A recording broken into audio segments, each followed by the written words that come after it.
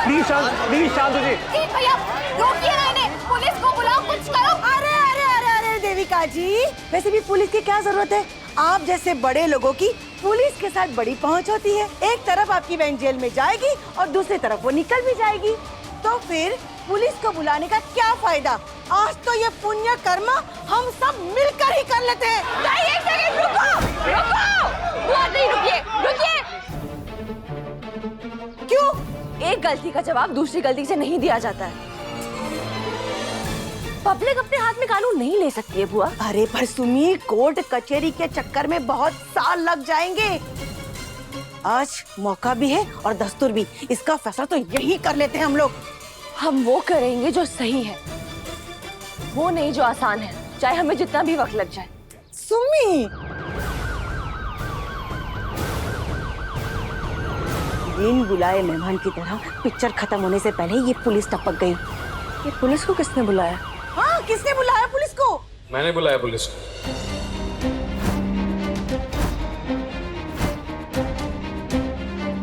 अब जब एक्सीडेंट करने वाला यही है तो अरेस्ट भी यही होना चाहिए। देखा तीन भाई, आपका चेला आप ही को सिखाने आ गया, ये जानते हुए कि ये आपकी होने वाली। तो शांत हो जाइए आप, मैं संभाल रहा हूँ ना यहाँ पे। हाँ प्लीज। आज तूने सच में भाई वाला काम किया है ऋषि। क्या हो रहा है? इतनी भीड़ क्यों है यहाँ? सर आप ठीक है ना? अब आप आ गए हैं तो ठीक हो जाएंगे, है ना नेताजी?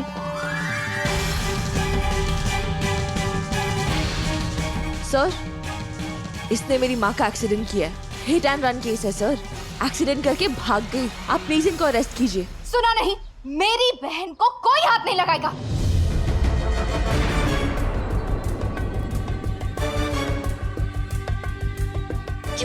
उप्स, ना आसमान गिरा ना जमीन फटी, सब नॉर्मल ही है। जानती है क्यों? क्योंकि आपकी बहन ने जुर्म किया है। सर, इनको अरेस्ट कीजिए प्लीज। चिल्लाओ मत।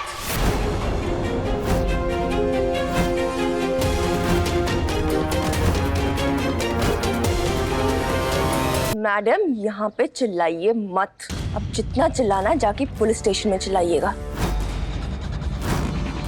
क्या लगा आपको? आपकी बहन मेरी माँ को चोट पहुंचाएगी और मैं चुप रहूंगी? एक बार मुझे चोट पहुंचाई होती मैं फिर भी सोचती, लेकिन मेरे अपनों को इसने दर्द दिया है, मैं बेजुबान तो नहीं रह सकती ना।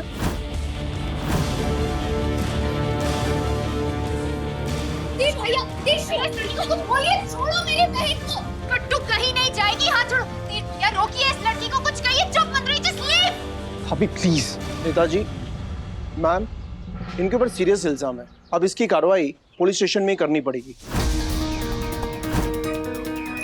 दीदी प्लीज कुछ करो। मुझे पुलिस स्टेशन नहीं जाना। पहले पुलिस स्टेशन, उसके बाद जेल। नहीं, मुझे कहीं नहीं जाना है प्लीज। इंस्पेक्टर साहब, आप लोग चलिए, मैं इसे लेकर आऊंगी पुलिस स्टेशन। आप बिल्कुल जाइए। नहीं।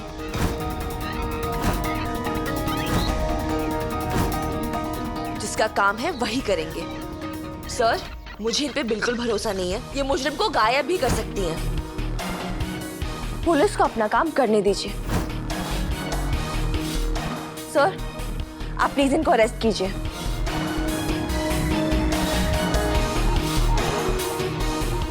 सर जी, आपको किसी की भी परमिशन की जरूरत नहीं है।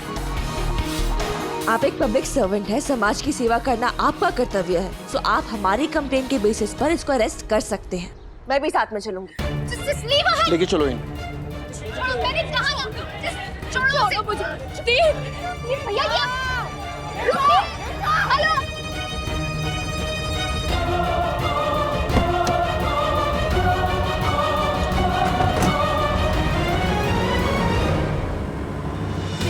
प्लीज कुछ करो, मुझे जेल में जाना है दीदी। कट्टू, तुझे कुछ नहीं होगा, ट्रस्ट में, मैं तुझे कुछ नहीं होने दूंगी। You just stay calm.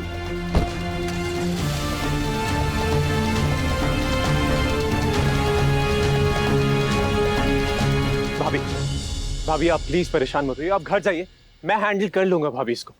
You कुछ नहीं होगा, मैं हैंडल कर लूंगा।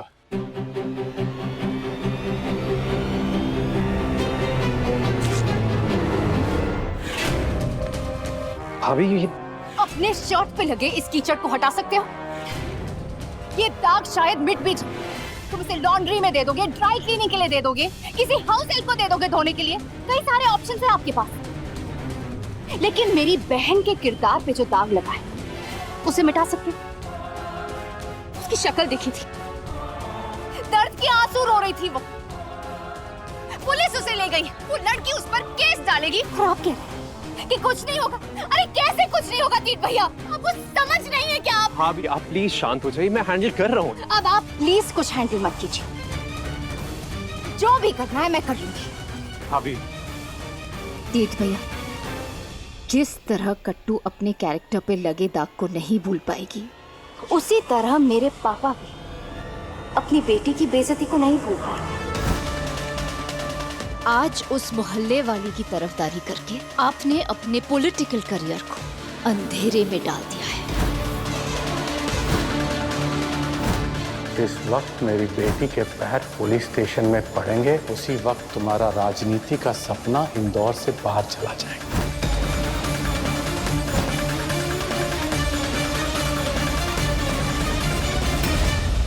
हमारी कृतिका ऐसे आदमी से शादी करने जा रही है जो उसका सहारा बनना तो दूर, उसे खुद मुसीबत में डालना चाहता है। देविका बिजनेस संभालती है, घर संभालती है, परिवार संभालती है, मुझे संभालती है। यकीनन अगर वो नहीं होती तो ये घर कबाड़ खाना बन जाता। दिक्कत क्या है ना, दिक्कत तुम्हें ये है गीतांजलि, इस घर में तुमसे ज्यादा महत्व बहू को दिया जा रहा है। मेरे कहने का ये मतलब नहीं था। माँ, आप ये घूम फिर कर किसी भी बात पे देविका भाभी को के बीच में ले आती हो। अखिल, अगर उधर जापान में तूफान आएगा ना तो उसमें भी भाभी की गलती होगी। माँ, देविका भाभी कितना कुछ करती है, हमको कितना अच्छे से संभालती है, और एक आप ही है जो उन्हें हमेशा गलत समझती है। माँ, देविका तो वैसे भी इस घर को स्वर्ग ही तो बनाने की कोशिश कर रही है। सुन लिया गीतांजलि, सुन लिया। हमारी बदकिस्मती है कि देविका की एक और बहन नहीं है कृतिका के अलावा। सुनो गीतांजलि, अगर एक और बहन होती ना कृतिका के अलावा देविका की, तो सच बोल रहा हूं, उसकी शादी मैं इस नशेड़ी से करवाता। अंदाजा लगाओ, तीर्थ ने, तुम्हारे लड्डू ने कृतिका से शादी ना करके किसी बाहर की लड़की से शादी करता, बाहर की लड़की। अगर वो इस घर में आती तो हम लोगों को चैन से रहने देती? पखेड़ा खड़ा करती, कलेश करती। क्या क्या क्या चाहती हो तुम? इस घर में कलेश हो, यही चाहती हो तुम?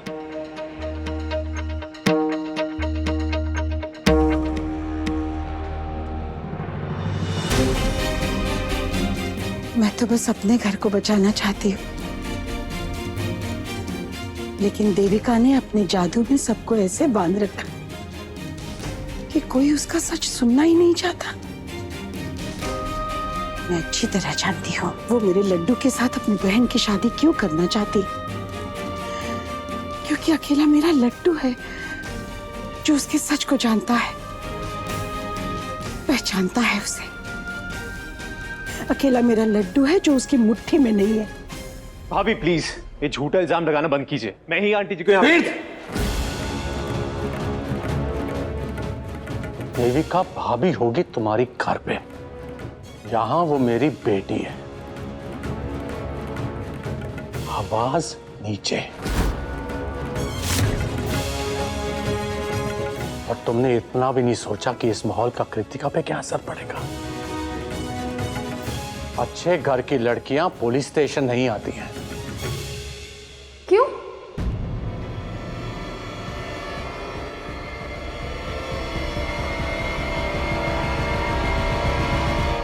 नहीं, एक सेकंड, क्यों सर? अच्छे घर की लड़कियां पुलिस स्टेशन में क्यों नहीं आती हैं? मैं भी अच्छे घर से हूँ, मैं भी आई हुई हूँ पुलिस स्टेशन, और मेरे घर पे तो यही संस्कार देते हैं कि पुलिस स्टेशन आने से आपको डरना नहीं चाहिए, पुलिस आपकी रक्षा के लिए होती है। जबकि दिन हो रात हो, किसी भी लड़की को कोई झिझक, कोई डर नहीं होना चाहिए, क्योंकि पुलिस हमारी रक्षा के लिए है। और आप तो नेताजी हैं, आप ये सोच लेकर जाएंगे जनता के पास कि आप पुलिस से डरे? तमीज से बात कर लड़की। आप भी तमीज से बात कीजिए सर।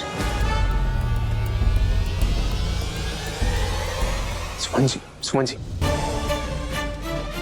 सर, आपके ये जो पोजीशन है, जो ओहदा है, ये हम सबकी वजह से ही है, हम सबके वोट्स की वजह से है।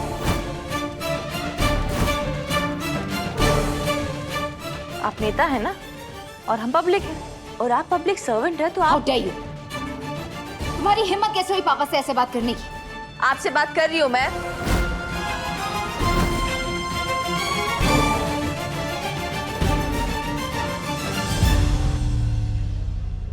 ऋषि, आंटी जी प्लीज आप सुमन जी को लेके जाइए प्लीज। सुमन जी प्लीज घर जाइए प्लीज। सुमन, ये कोई तरीका है भरोसे बात करने का? और अभी अभी तुम संस्कारों की बातें कर रही थी ना, तो क्या मैंने तुझे ऐसे संस्कार दिए? मॉम, सुमी, सॉरी बोलो, सॉरी बोल बेटा।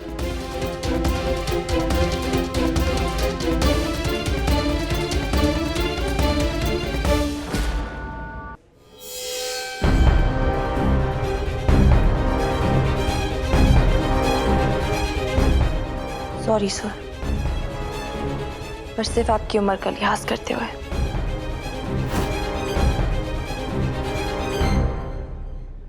वरना आपकी सोच तो। चलो बहुत हो गया, चलो। कौन है ये लड़की?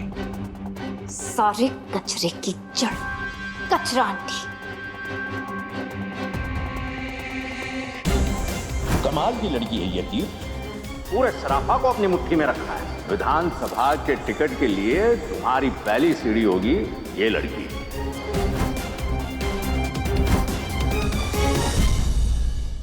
गजेंद्र, बस,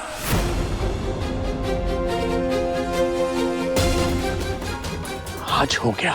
इस कचरे की वजह से तू मेरी बेटी को जेल भेजने की कोशिश कर रहा था। क्यों? तुझे लगा इस कचरे से तुझे वोट मिलेंगे, नेता बनेगा तू, और इलेक्शन तो तू तब लड़ेगा जब तुझे टिकट मिलेगी, और टिकट तुझे तब मिलेगी जब मैं जाऊंगा। देख मैं कैसे निकालता हूं तेरी नेतागिरी।